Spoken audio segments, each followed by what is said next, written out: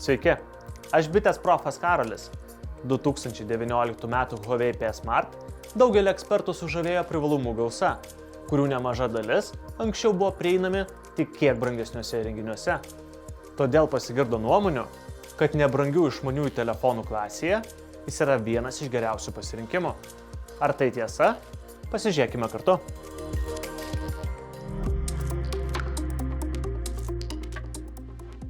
Dėžutėje randame kroviklį, USB laidą bei ausines. 2019 m. Huawei P Smart dizainas išties unikalus.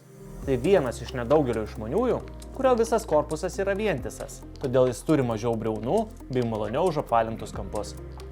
Manau, tai viena iš pagrindinių priežasčių, kodėl jis taip patogiai guli delne. Nugarėlė pagaminta iš švelniai blizgančio plastiko, todėl 2019 m. Huawei P Smart atrodo išvaizdžiai, o ypač įdomiai atrodo mėlynos spalvos variantas, kurio nugarėlė dvispalvė ir atrodo vis kitaip, priklausomai nuo žiūrėjimo kampo ar apšvietimo sąlygų. Kaip ir kitų blizgių išmaniųjų nugarėlės, ji gana tepi.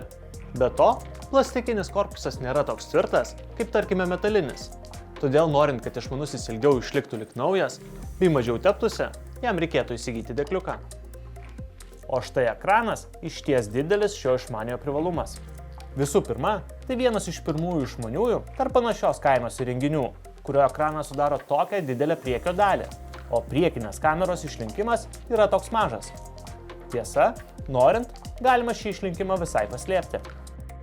Visų antra, šio išmaniojo ekranas ne tik erdvus, bet ir aukštos raiškos, todėl juo naudotis išties patogu.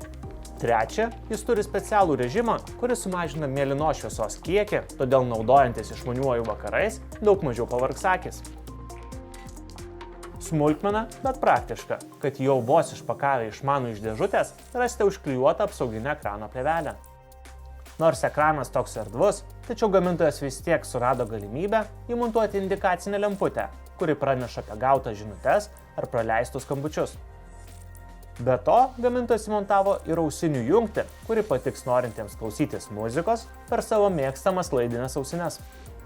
O štai krauti skirta ne naujesnė ir pažangesnė jungtis USB Type-C, o kiek senesnės kartos microUSB. Iš kitos pusės, dėl to nebus sunku surasti jam tinkamų kroviklių. Įrenginį atrakinti galite ypač paprastai, pasitelkdami veido atpažinimo funkciją. Norint ją pasinaudoti, tai reiks pažvelgti į išmanųjį. Arba galėsite pasitelkti ant nugarėlės patogioje vietoje įmontuotą piršto atspaudų jutiklį. Įrenginys turi daugiau vidinės atminties negu dauguma panašios kainos konkurentų. Be to, dar turi hibridinę jungtį antrai SIM arba itin talpiai atminties korteliai. Todėl jame išties nesunkiai sutalpinsite visą norimą informaciją. Procesorius taip pat kiek galingesnis už daugumos konkurentų. Pavyzdžiui, lyginant su ankstesnės kartos P Smart išmaniuoju, šiame įrenginyje jis greitesnis daugiau kaip 40%. Ir dar, 2019 m. Huawei P Smart turi GPA turbo funkciją, kuri pagerina grafikos apdorojimą. Todėl tai vienas iš nedaugelio tokios kainos išmaniųjų, kuris neblogai susitvarko net su naujausiais žaidimais.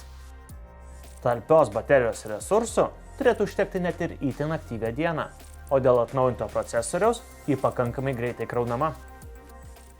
Įrenginio valdymas taip pat paliko gerą įspūdį. Jis turi vieną iš naujausių Android operacinės sistemos versijų su unikalia Huawei vartotojo sąsaja. Ji dar labiau praplečia įrenginio galimybės. Pavyzdžiui, leidžia pasirinkti, kaip valdyti įrenginį. Galite pasirinkti valdymą gestais arba navigaciniais mygtukais. Beje, jų išdėstymą galima keisti. Gausus temų pasirinkimas padės visada turėti jūsų stilių geriausiai atitinkančią meniu išvaizdą.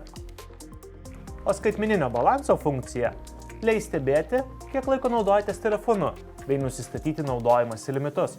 Tai ypač pravers, jeigu šį išmanųjį ketinate patikėti savo vaikams.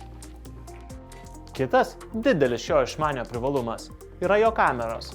Kaip ir būdinga Huawei gamintojui, šiame įrenginyje kamerų veikimą pagerina dirbtinis intelektas.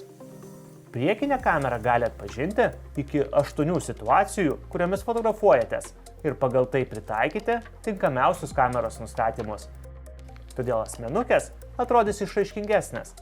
Be to, priekinė kamera gali fotografuoti portretinės nuotraukas su įvairaus apšvietimo efektais.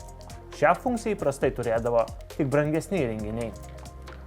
O pagrindinė kamera yra dviguba. Tiesa, antrasis objektyvas skirtas tik nustatyti atstumams iki fotografuojamų objektų.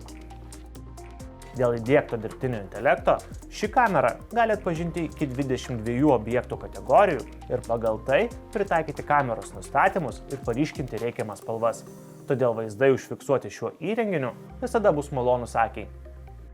Smagu, kad dirbtinio intelekto patobulinimus galima išjungti ar vėl įjungti, net ir po nuotraukos įamžinimo. Filmuoja įrenginys taip pat neblogai. Kaip ir kiti panašios kainos konkurentai, šis išmanusis neturi vaizdo stabilizavimo sistemos, todėl juntami didesni rankos sudrebėjimai. Tačiau ne kaip pagrindiniai konkurentai, šis išmanusis gali filmuoti Full HD raiška 60 kadrų per sekundę greičiu. Didžiausias šios kameros privalumas, mano akimis, tas, kad jį leidžia fotografuoti kokybiškus portretus bei meniškas nuotraukas su išplaukusiu fonu. Fotografuojant portretus, galima švelniai paryškinti veido bruožus ir sulieti foną.